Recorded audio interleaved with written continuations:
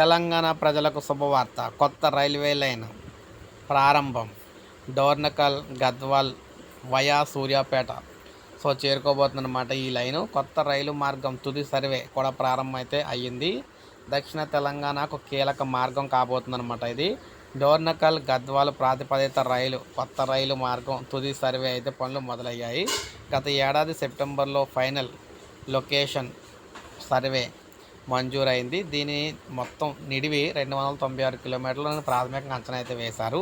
5,300 కోట్లు అవుతుందని, ఇది తుది సర్వే పూర్తయ్యాక దీనిపై మరింత స్పష్టత వస్తుందన్నారు.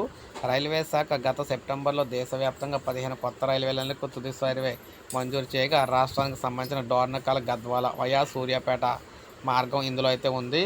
కూసుమంచి, పాలేరు, మోతే, సూర్యాపేట, నల్గొండ, నాంపల్లి, కల్వకుర్తి, నాగర్ కర్నూలు, వనపర్తి, భూత్పూర్ పట్టణాల మీదుగా ఈ లైన్ అయితే వెళుతుంది. ఇది కార్యరూపం దాలిస్తే దక్షిణ తెలంగాణకు కీలకంగా అవుతుందన్నమాట. సూర్యాపేట, నాగర్ కర్నూలు వంటి జిల్లా కేంద్రాలకు రైల్వే సౌకర్యం అందుబాటులోకి అయితే రానుంది. నిర్ణయం వచ్చే ఏడాదిలోనే. డోర్నకల్, గద్వాల్ తుది సర్వేను రైల్వే శాఖ ప్రైవేటు సంస్థకు అయితే అప్పగించింది. సర్వే కోసం 7.40 కోట్లు కేటాయించారు.